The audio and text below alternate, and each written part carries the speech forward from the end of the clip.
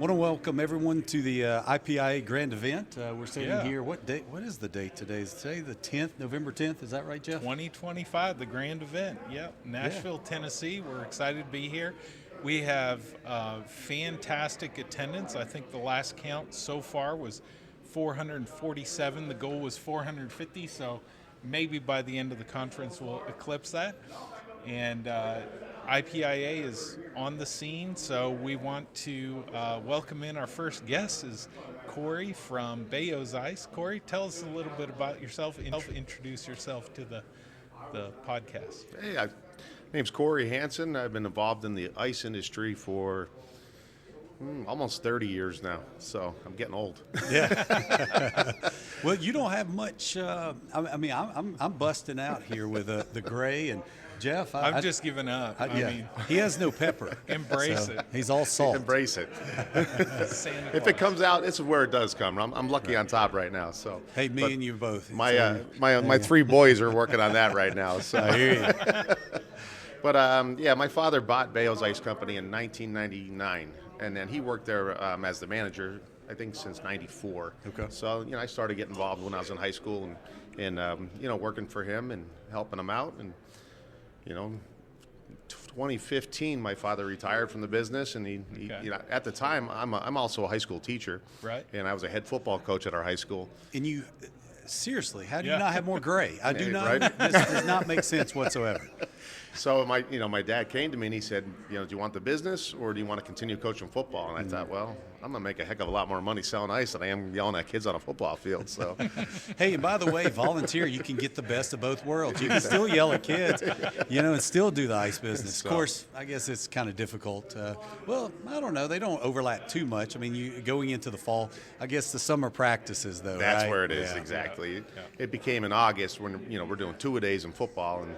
I'd have to be at the plant and running the plant operation. So that's where it became tricky. So I stepped down as a football coach, but I'm currently the athletic director now. So I went on so from they promoted him. being the head coach to now right. I'm in charge of all athletics at the 6A high school, which is the largest in Pennsylvania. It's the largest class, But, it still works out well. I still have my summers off. I'm still at the business in the summer. So I do have to ask, have you ever used conditioning in a freezer as a way to get some free labor to get those football players in there? We actually had a former employee of mine when he worked for me in high school.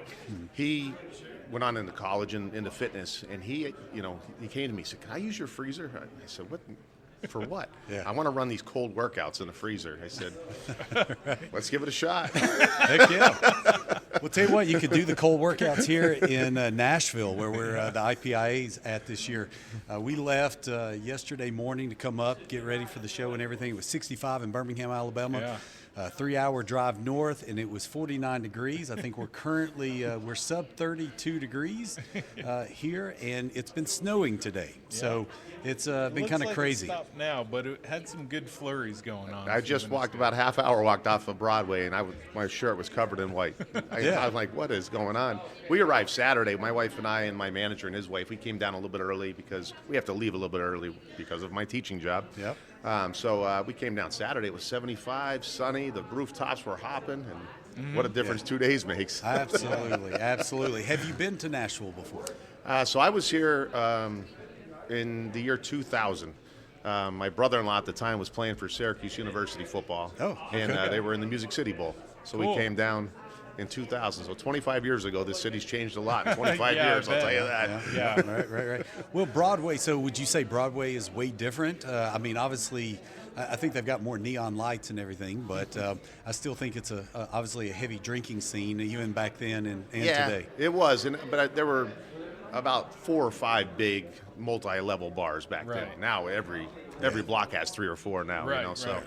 I remember the place was called the Bar. BAR was one of the big ones. And it was 4 levels of open music. But now it's every country music artist seems to have their own bar down here. Yeah. That's right. It's pretty popular, but I'll tell you, it's a great time. It's a fun city. So yeah, the city has become the #1 bachelorette party location in the country. So that tells you. I don't know how you. I don't want to ask how you know that stat, Jeff. My wife told me that. I don't know if my daughter is my daughter's scoping out sites or what. I don't know. Well, we were. My daughter's here. She's helping out with the event. I took her down to Broadway, so she's 19, so she can't get in some of these locales. Which is probably a good thing, but right. But you know, they had several of the buses and everything, and people walking around as this bus is going down, and I mean they are just leaning out, singing. I'm like, in this world that you got to buckle up, and we got safety.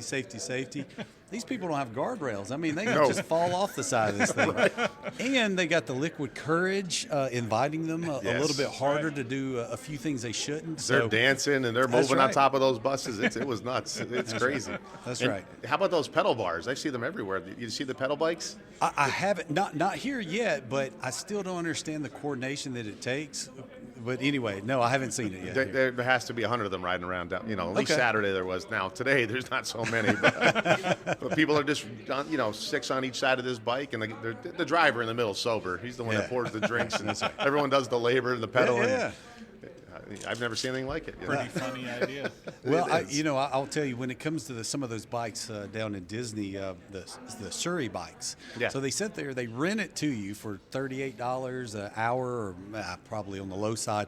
And then I'm doing all the labor. Yeah, exactly. I got my kids back there, my wife, and I am dying there. I'm like, woo, having a great time. I mean, so I guess it's kind of the same thing here. The people that are getting liquored up are the ones supplying all the manpower. The manpower, exactly. It's been an experience here, so.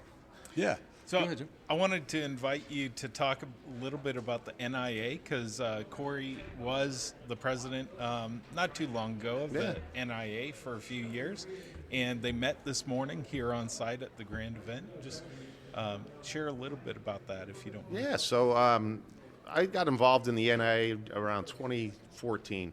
My father was the president, Bruce Hanson. He was the president right around there, 2012, 2013, in that range. So he started taking me to the conventions and taking me to the meetings. And then, of course, they suckered me right in and got thrown into a board position. And, it's easy to do. You trip or go to the bathroom, and next thing you know, you're come back, right? That's right. Hey, you're a board member. Thanks. Before you know what you're signing up for, they volunteer you. But so when I got involved, actually, the Northeast Ice Association, which is a very long-standing, it merged the Atlantic Ice Association and the New England together to form the Northeast Ice Association. So they're long-standing. Actually, when I was president, we had our 100th convention down in Gettysburg. So they've been around, a long time, obviously. But when I joined as a board member, we were just scraping by financially. Like, we had no money in the kitty, and I'm thinking, what's going on here? Like, how are we doing this? So we got more involved, and we had some tenuous meetings, and we had to change leadership, not president, but people that were running the outside organization. And then when, we got involved with the same people that run the IPIA, and they came in, and we just took this association from, I don't want to say rock bottom, but it was pretty low. It was scary. Over, like I said, I was on the board, and then I became president, and now we're just flourishing. And financially, we're in a great spot. Membership, we're in a great spot. Right. We had our meeting this morning. They said, our association, the Northeast, is 2-to-1 representing down here than any other association. We have more members down here than any other association. And I think that's probably because, number one, we are a very tight-knit group. We go to conventions together. We're very close. And I can't say the other associations aren't, because I don't get to see them. You guys do, but I don't see them. But I think we still have a lot of mom and pop ice plants in the Northeast. Yeah, that's right. And I don't know if it's like that everywhere else in the country. You have the massive ice companies with like Reddy and Home City and Arctic Glacier, but there's still a lot of mom and pops up in the Northeast. Yeah, the dynamic is shifting. In some of the regions. Some of those companies obviously getting bought up, like you said, with the large companies and everything. But outside of doing the Breaking the Ice podcast for no money, Jeff and I actually have other jobs that we service the ice industry. So we do see that, and we like the mom and pops. That's our bread and butter, that our clientele that we like to work with, and we do have some large customers, but. You're right. The shift, and I think we see the mom and pops more in the Northeast still. So. Yep. Yeah, and you'll see, plants like the Newman family or the Rossi family, which are massive plants, producing a lot of ice. Then you'll go down to members here that are making less than 20 tons a day or 15 tons a day. Right. So you have a real wide variety up in that Northeast, and they're active in the community. They're active in the association, which is neat to see. Yeah. So, so my membership and my leadership in the Northeast, it was guided, like I said, by Maria and by Karen Farrington, and to have Bob. Bob as our Bob Morse. Yeah. Like he just, man, he's a lot of fun. Yeah, he's busting chops all the time. Even this morning, he threw me under the bus. This morning he was giving Jake a real hard time. Jake from Gen Ice, and then he had to get a couple shots in at Corry too. Even though Corey's like, "Hey, I'm just a bystander here. Why are you picking on me?" Yeah, we got to get Bob on the podcast. So he'd be good. I had the opportunity when they purchased our software. I was doing the training at that time, so I was able to go up to Maine.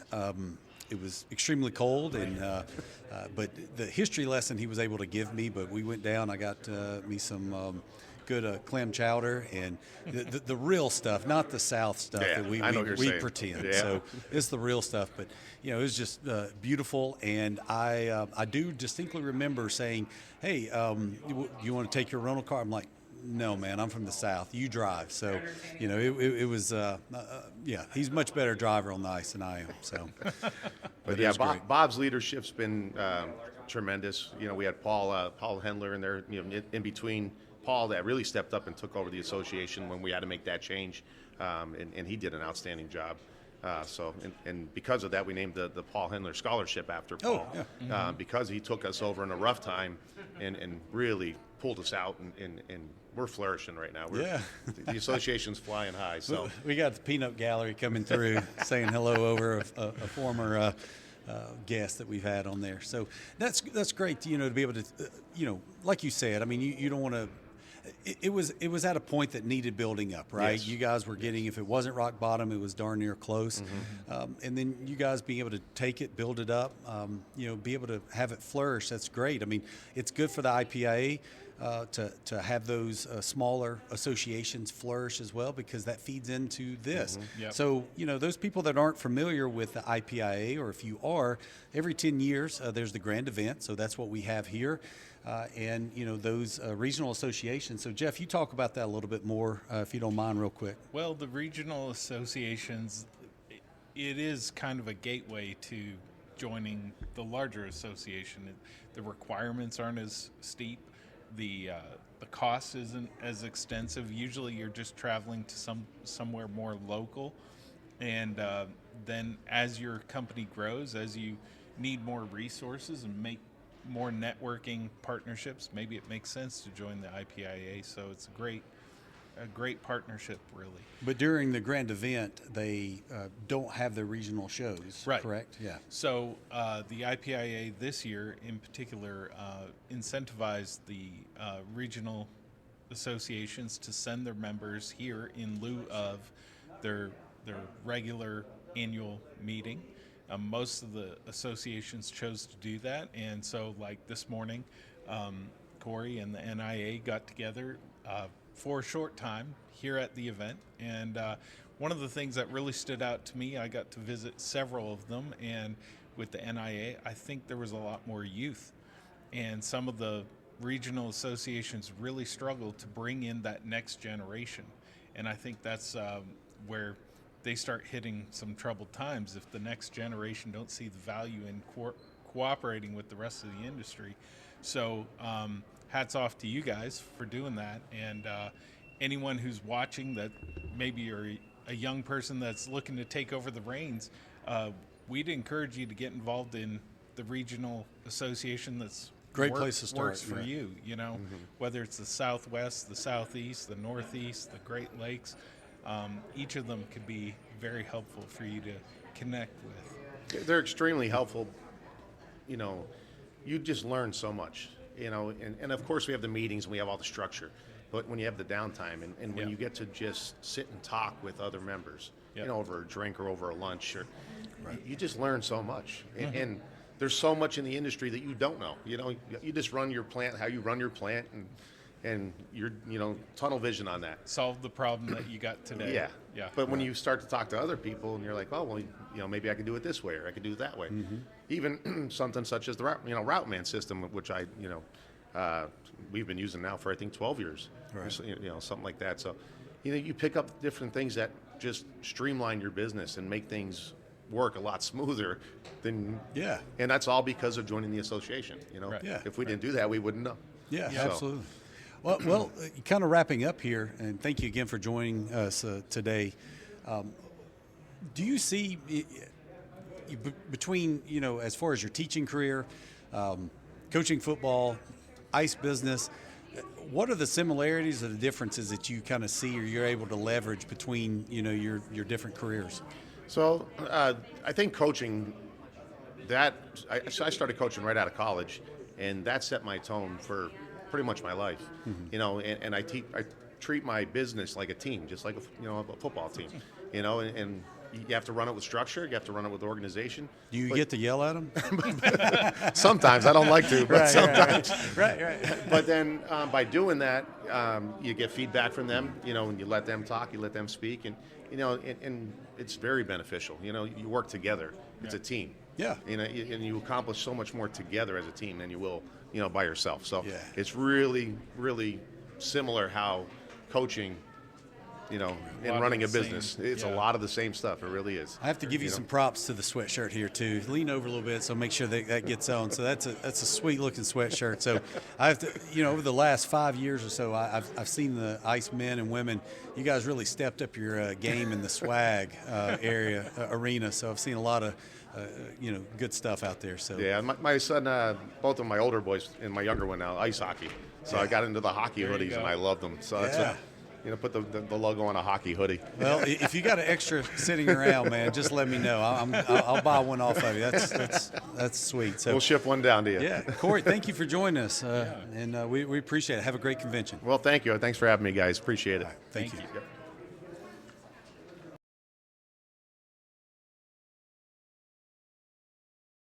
All right, up next we've got Paige from Maplewood Ice. And Paige, I'm going to ask you just to go ahead and introduce yourself a little bit to everyone who's watching today. Okay.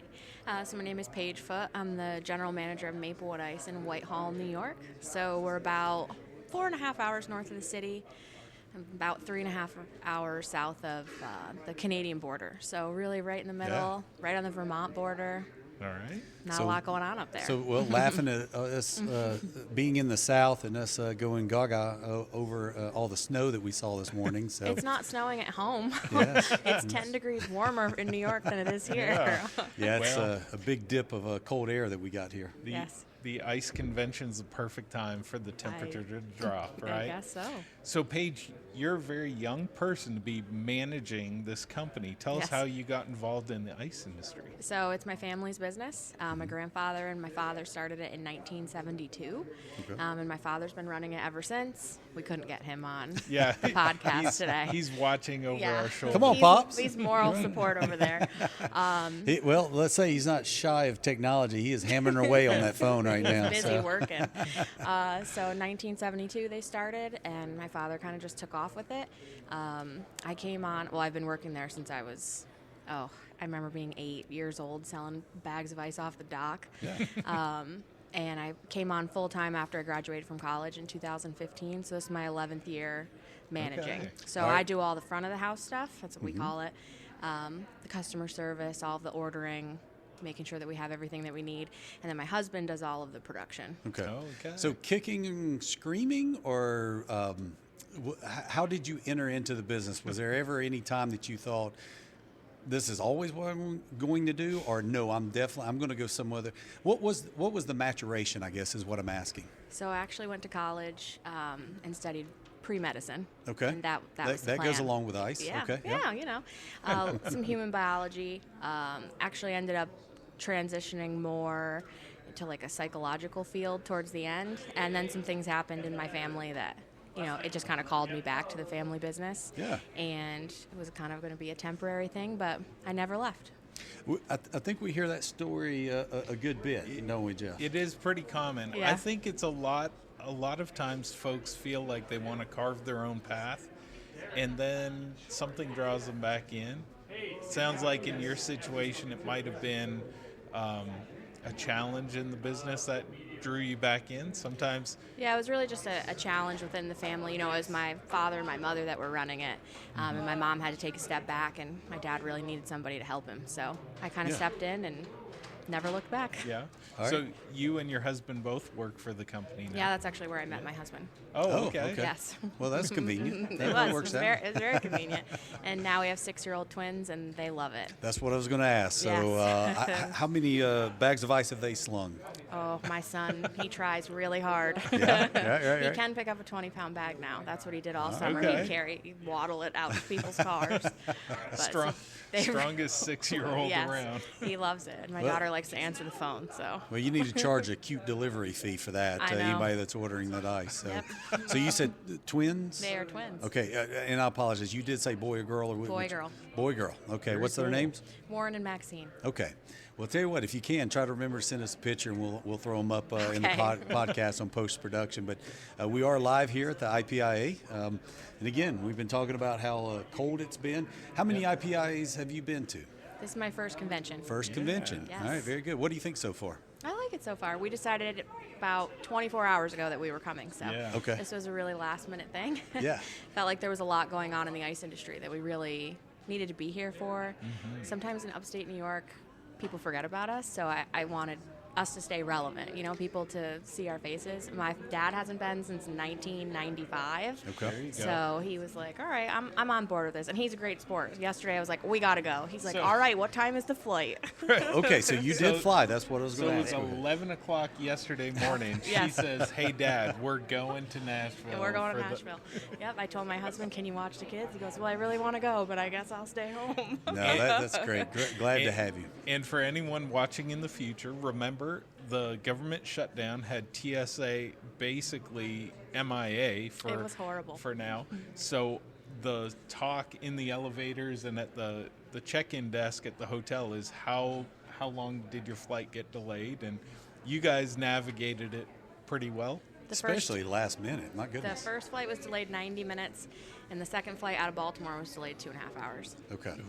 Well, Okay. the president this year, Fred Lomangino, his got canceled, and he had a 13-hour drive. So Yes. that's that a complete different last-minute kind of travel plans for him. So. Yes, we actually are leaving Wednesday, and we have a pretty big, our annual employee safety meeting is on Thursday.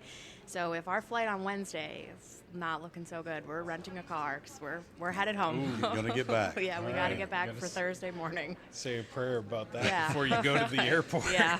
Well, and see. since you're a first-timer, a newcomer to it, they have. Hopefully, you'll be able to attend the newcomers meeting, first-timers.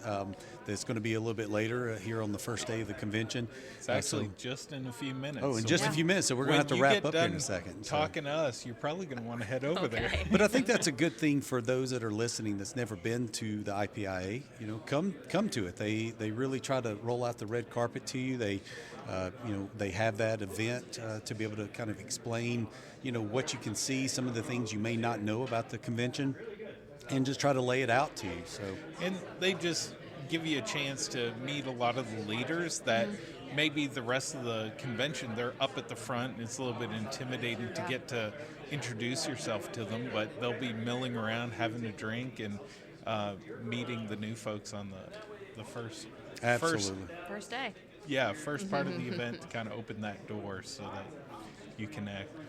So, is there anything in particular that you're looking for coming to this show that you're hoping to have a takeaway and learn something about? I guess the biggest thing really was I've just been hearing my dad talk about all these people that he's built relationships with over the last 50 years. Yeah. And so I've got to meet a lot of them already this morning Great. at the Yeah. Northeastern Ice Association meeting or just in passing. So it's been really nice to put faces to names. You talk to these people pretty frequently up in the Northeast. A lot of us are very small ice companies, and we kind of rely on each other. So it was nice to put some faces to some ice companies. Absolutely. good. I have to tell you, every time I see your name Maplewood come, it always makes me hungry. No, it always makes me hungry because I think of bacon. I mean, it just comes to my mind every time I see Maplewood. I think of maple bacon. I think of those things. I know as silly as that's crazy, but my favorite donut in the world is going to be the maple bacon donut. If you've never had one, no, I've never. Next time you see it, tell me how much it costs. I'll Venmo you the money. It's on me. Okay. It is fantastic. We were just walking out by the food hall, and I saw a donut place, so go in. I wonder if they have Get one. It's on me. I'll give you. All right. Yes, absolutely. It's fantastic. So, but I mean, seriously, every time it does come up, I just that aroma comes to mind. So, I'm glad to be that piece for you. Thank you very much. Yes. So kind of you. I'll make sure I email you more often. That sounds good. Yeah, absolutely. So, just thinking about your dynamic, you're kind of taking the reins at Maplewood. That's been a gradual process, I guess. Any advice you would give to another young person who's kind of growing up with their parents running the company, and any I guess advice that you would pass on? Be patient. Yeah. It's going to take time. Everything isn't always going to be easy. A lot you learn from just sitting back and listening. I spent probably my first 5 years not really saying too much, really focusing on developing a rapport with my customers and my big chain customers, my employees, and only in the last few years really was more vocal about my thoughts. But just know that it does get easier, it gets better. Not every day is going to be perfect. You're really going to go home and want to cry sometimes and think, was this really the right decision for me? But I love it now. I love the family dynamic of it, the fact that my children can come and see, how hard mom and dad and pop work, to see, the fruits of our labor, and also to be able to give back to the community. We live in a really small town, and for people to know that, Maplewood Ice is going to sponsor the youth league team, or, my husband and I coach the T-ball team. There we go. So just being able to give back to the community as well, and be, we're the largest employer in our town. That's how small we are. Oh, wow. We only employ 45 employees in the summer, but for being such a small town, we're one of the largest employers. So it's nice to be able to, this is where high school kids come to work. So I just keep telling myself that, we're a pillar of the community. I'm setting an example for my children and all of my children's friends. And my dad and I have a great relationship, a super strong bond. Not every day is great by any means, but we've definitely butt heads over the years, but definitely it's worth it. Sometimes you feel like maybe it was the wrong decision, but I think at the end of every day I realized that it was the right decision. Yeah. Well, just wrapping up, what you just said, because in the world of a family-run business, right? Yep. Nepotism, and people thinking that that's the reason that you got the job and things like that, but you sitting back, listening, ingesting what's going on around you, and not just coming in and saying, "Hey, I'm boss. Right. I'm boss lady. This is the way we're going to do it." But by listening, I think that's a lot of wisdom that you have to be able to take that in, because again, in the world of nepotism and everything that people are kind of looking at you because did you earn this spot? I've heard that a lot. But just the way that you present yourself, I can tell that. So, I appreciate that. Thank you. We appreciate you joining us on the podcast. This was great. Thank you so guys much. so much. Thanks, Paige. It was good to see you.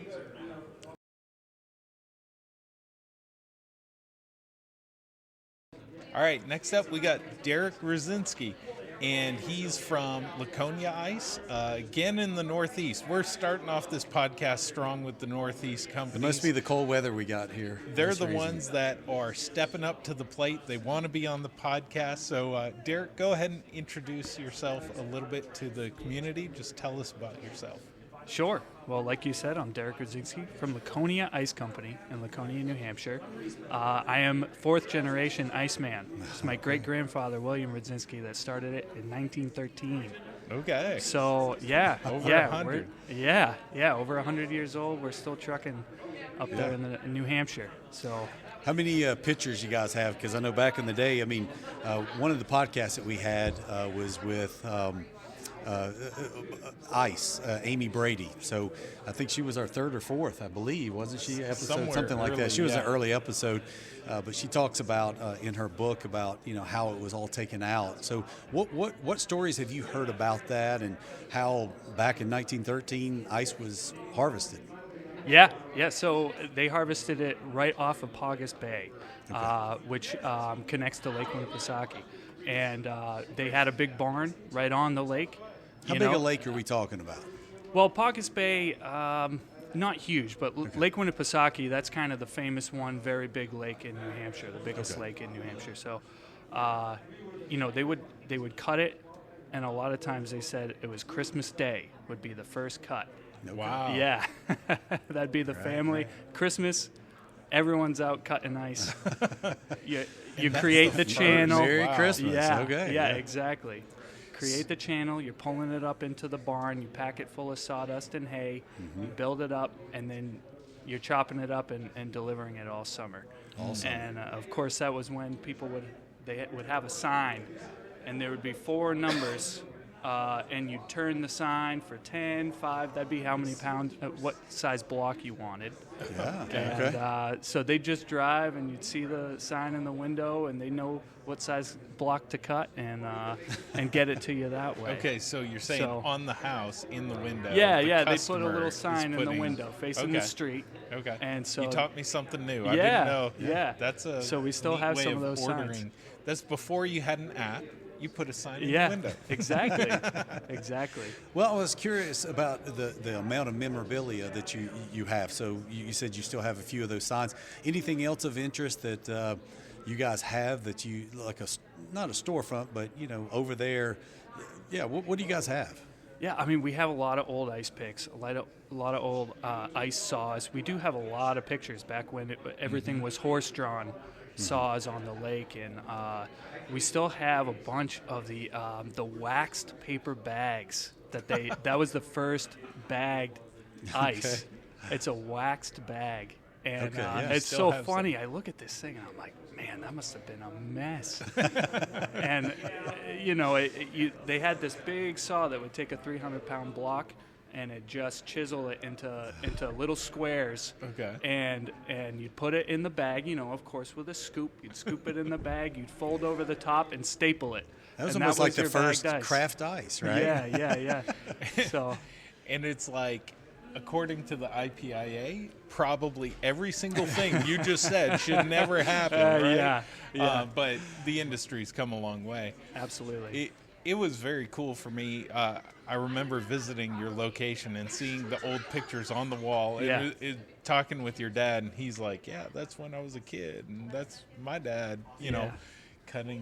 Cutting the ice out of the lake. So, growing up around that, did you always know you wanted to be in the ice industry? No. Yeah, okay. Honestly, when I was younger, it was like, what a drag. Like, I was working summers every summer as soon as I could, and that's hard watching work. my friends, enjoy the summers. That was tough, and I was definitely had a certain attitude about it back then. But as I've gotten older and seeing all the hard work that my family's put into that, and you learn this kind of point of pride in it, and I've really grown to really love the business and just the whole family aspect about it. And I have 2 boys of my own now, and they love wearing the Laconia Ice sweatshirts. There you go. And so they talk about it, and it's just it's really fun. Now I think they're still pretty little, aren't they? They are, yeah. My older son's 7, okay, and my younger son's 4. He's going to be 5 at the end of the month. Yeah. Okay. So our last guest that we were talking to with Paige, she has a twin 6-year-old. So, and I was asking if any of them, either one, started slinging some ice, and she said, well, carrying the ice out and just being able to lift a 20-pounder. So you got any hefty weights in your class there? No. They're still struggling picking up the bags. Yeah. They like the little 5-pound bags. Okay. Yeah. So, going back to your father or your mother, not sure the lineage of, how things went, but Did you ever hear your father have some of the similar stories saying, "No, I didn't want to get in the ice business either," or how far does it back, and was it turning over, and then what was the deciding point for you to say, "All right, the ice business"? I know you talked about the people, but was there a deciding moment? So I guess I asked you 2 questions, which as a host I shouldn't do. So I apologize. Well, your first question, it was my father side of the family that started the business, and so from what I've heard from him, it was more of like that was the family business, and that's what you were going to do. Okay. Not really a huge choice in the matter. Hearing it from him, but. I don't think he has any regrets as far as that. Does that mean you did have a choice? Yes. Okay, so yes, you were offered the choice. Yeah. They absolutely were like, that's your decision 100%. And right. So, yeah. And, as far as for me, it was just great to see back to that, that point of pride, understanding the history of it and what they built. And seeing how much pride he has for the business, and I really grew to appreciate that. And like every next generation, you're like, they really did a good job, but I think I can do better. Yeah. There you go. I could imagine, I think what you're talking about legacy, right? You're Absolutely. Talking about looking at something, and once we get past our teenage years as young men, and maybe our brain's finally starting to form, completely, that, we look back, and that legacy, that is a draw that we're not going to live forever. And the things that our parents and the people that preceded us, I can fully see that draw. Yeah. So, yeah. Just building something, building something you can be proud of, and just diving all in, and just, working hard, and that just feels good. Yeah. I think there's a strong push towards American-made. You're manufacturing for your own community. Most ice companies are fairly local. I mean, there are some bigger ones, but sure. It's expensive to move ice very far. Yeah. Yes, it does. So I wanted to ask you, have you been to Nashville before? I have never been to Nashville before. This is What's my the first furthest time. south you've ever been? Further south, I've let's see. Well, Florida, of course. All right. Been to Cancun. Okay. All right. So flew right over Nashville. So, okay. What do you think of Nashville thus far? So far, very cold. It's actually nuts. It's not normal. It's warmer back at home. Right. I was just at lunch, and it was flurrying out. Yeah. And I'm like, what is this? I blame you. I blame you. Yeah. The 3 guests that we've had are all from the Northeast, and you guys brought the cold weather. It's your fault. So completely. Well, we're glad to have you down in the deep South. So we're, Jeff and I. He's originally Canadian, but I'm born and bred in Alabama. So this cold stuff, never get used to it. Yeah. But getting to see a little bit of snow, I enjoy it. So today sounds like the worst of it. Sounds like it might be a little bit warmer. It's supposed to be 65 on back. I think it's on Thursday. So we're doing this on Monday. Yeah, or exactly. we're leaving. Exactly. That's right. Will you be staying after the show to do anything else in Nashville?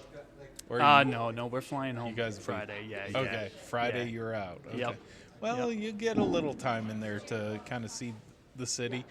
One good thing about Nashville is everything is packed in so close that you can just take a walk in a couple block radius and hit a lot of the fun stuff. Yeah. It's kind of like a mini New York, with a Broadway street and similar to Times Square, but obviously not near the size and everything. But neon lights, things like that. Have you gotten down on Broadway yet? Yes. Okay. Yes. Right, we went down there for lunch, and we kind of did a quick tour last night. Okay.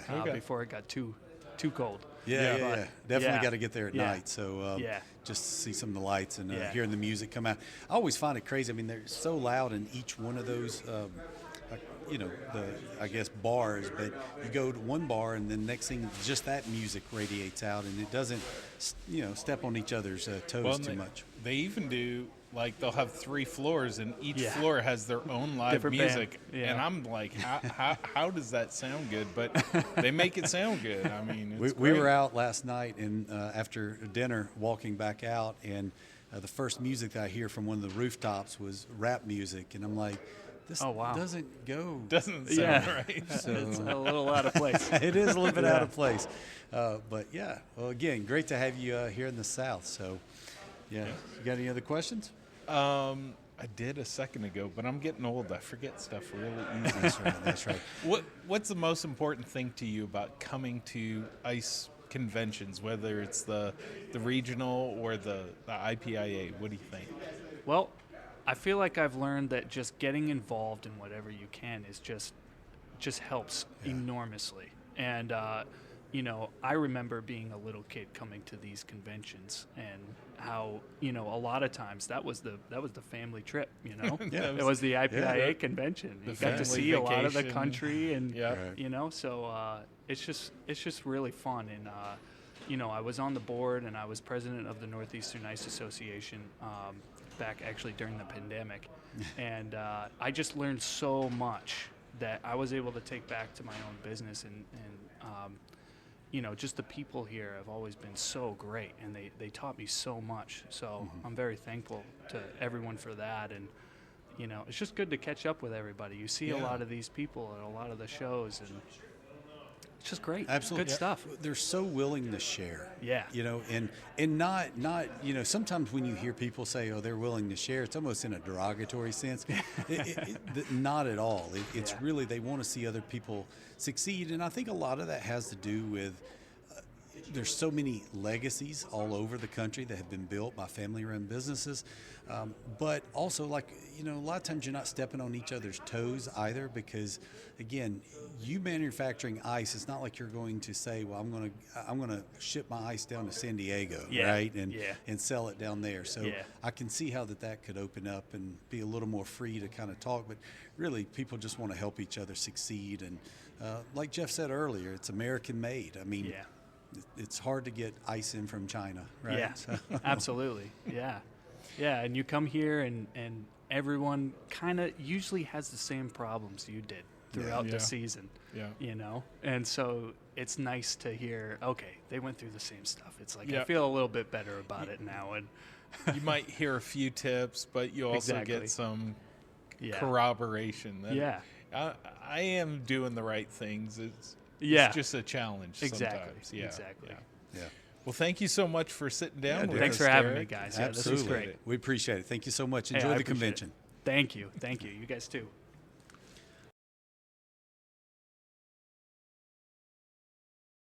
All right, so next up we have Bob Morse. He represents the NIA. He's been in the industry for a long time, so I'm going to ask you to just take a moment, kind of introduce yourself to everyone who's watching or listening to the podcast today. Name's Bob Morse, and I've been in this industry starting summers of 1972, working during college and things of that nature for Getchell Brothers and Brewer, Maine, and offered me a position after school, and right or wrong, I accepted. Not sure if that was the smartest decision. You're but, still not sure? Still not sure after all these years. Okay. Yeah. Well, fun fact with Bob, when I was able to go and do the training for you guys, and you were so hospitable when it came up and talked about going out and getting some of the chowder. So and some of the good stuff. So we'd mentioned that earlier, not any of the stuff we call that here in the South. So, but I still remember that time. It was so you drove, which I was very happy for you to drive on those streets up there. But again, just so hospitable, and the opportunity that I had to come and just listen to. I mean, you talked when we were setting. Do you remember the place that we went? It was right there on not the harbor or the lake, and I think you said that you used to take ice was taken out of that lake back in the day. So maybe I'm just making all this up. Were we on the riverbank? Riverbank, it was. Yeah, the Penobscot River. Okay, yeah. Where, there's a long history of cutting, block ice. And, at one time it was, they'd ship it down south to you guys and all over the world. But we certainly appreciate anybody that came through, and hopefully we treated you, Oh, it was well, fantastic. I absolutely had a great time. like I said, it was just a really good time. So I appreciate it. I'm indebted to you for that experience. So tell us a little bit more about, you worked for Getchell Brothers for several years, and how did that play out? Well, I worked for Getchell Brothers for about 16 years, and then I left for another opportunity to work with Gary Drow at Modern Ice. Okay. And was there for 8 years, learning the ins and outs and the particulars of the equipment business and how that all played a role in the packaged ice industry. And in 2002, I had the opportunity to come back to Getchell Brothers for another 16 years until I retired. Yeah, okay. So I got you on the second pass. You did, yes. I did not realize that. Okay, yeah. So and it was a good time. I don't regret leaving it all because it just gave me another perspective of the industry. Sure. And what you all do, right? Yeah, absolutely. Yeah. So I mean, I think it worked out well and gave me just added ideas and things for us as we expanded. Sure. During that time frame. So what are you doing these days? What am I doing? Hopefully I'm still going to get my pension checks or my retirement checks from the government in another couple of weeks. Right. But I still work 3 days a week, and I work for a courier service of all things. Yeah. Oh, wow. Okay. So I drive a van around, do about 98 miles a day. Yeah. Okay. 21 hours a week. You're going 98 miles an hour, or you're doing 98? 98. Well, depends on how far behind I am on schedule. Right. But it's a lot of fun. So what is the draw? Why continue to come to the IPIAs after you're out of the industry, but you come to these? So what's the draw? Well, I just think it's once this industry's in your blood, it's tough to get rid of it. And I had the opportunity with the NIA 4 or 5 years ago. Paul Hendler, we had some changes in the Northeast, and Paul Hendler took over as the executive director. And he did it for a couple of years, and then he came in and shamed me into doing it. So shamed you into doing it? Shamed me into doing it. Right. So and it just keeps that contact. Was in it for so long. I created so many friendships over the years, and now I'm one of the old guys. Well, if you're not around, people ask. So I always look forward to seeing you at all these. So for sure, we have a lot of fun, and it's the relationships you build. That's what this business is all about. Yes, anyway. sir. Yeah, the you being involved in a leadership role with the NIA, I get to see a little bit of the personality or the culture in each regional association, and I always look forward to the NIA is just such a good, lighthearted, but they're gonna joke around a lot, and you guys give each other a hard time, but you're also close knit as well. So that's a reflection of you and your connection with the members and the history that you guys have. Yeah, we like to have a good time, and we bust each other's chops and things along that line. It's all in good humor and fun, and everybody has a good sense of humor, and so if you could put a finger on it, I'm going to ask you. So this is a two-part single question, though. So a two-part single question. Yes. He likes to do these combo questions.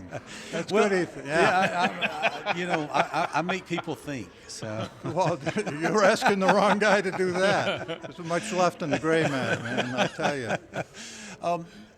Name one thing that you miss about being in the ice industry on a daily basis, and one thing that you do not miss about being in the ice industry. I think it's the people that I miss. I should have taken that one off the question. Yeah. I knew you would answer that. So, what's the second? No, I'm just kidding. So, I think that now. Well, it's both. The people that I worked with for so many years that I miss, and I miss the work. I really do. But one of the things I don't miss is just now the people. The people. No, No, it's true. Right. Because, when I came up through, everybody worked hard and they showed up every day and things. And then as at the end of my career, it's, I don't want to do that. Yeah. I'm not going to go to work today or Yeah. calling in sick. That's a challenge. Those are the challenges now. And there's nothing worse than, during a holiday weekend or something of that nature, and you come in and there's 2 or 3 trucks still in the driveway because they just didn't want to show up for work. Yeah. The people and the people. That was The too people easy, and the Bob. I gave you a softball, I think. So, you knocked out. Knock it out of the park. So if you had, a young person that came to talk to you and said, I'm thinking about starting an ice company, do you have any advice for me? I'm sure there are a lot of things that you could tell them. What would come to mind? Well, I'm a little different because I didn't grow up in the, my family wasn't in the business or anything of that nature. From a different perspective is that you got to come ready to work. It's a commitment. So in the summertime, if you think you're going to go to the beach every day, or you're going to have your weekends off, it's not going to happen. You can, but you might as well just stay, right? You 'Cause might you're as not well gonna have just a job. stay. Yeah. So I mean and that's the thing. It's a commitment. It's a work commitment. For about in our areas for about 12 weeks out of the year. Yeah. And it's it can be. This is the only business I say that can go from 0 to 100. Flick of a switch. Right. And you got to be prepared for that. And multiple times during the year, because you could have a cool spell that just kind of nobody's buying ice, right? I mean, and then it could pick right back up. But I know what you're talking about at the end of the season or the beginning of the season. But I mean, and you got to be prepared to work, like you said. Yeah, we back in, I think the worst season we ever had was 1988, and I mean it was 85, 90 degrees in the state of Maine, from Memorial Day to after Labor Day, and it was brutal. Now, when you said worse, that sounds profitable, but hard work. Is that right? It was hard work, and you hopefully you have a few pennies left in the coffin when after you pay, all the overtime and all, everything else. So it's, it's a two-edged sword. You've got to be able to manage that so that you have something left in the bank. I can see that. Carry you through the winter. You talked about hard work and what some of the things that you miss about it is just that hard work. With AI, I don't know how much you've been keeping up with artificial intelligence and what they talk about.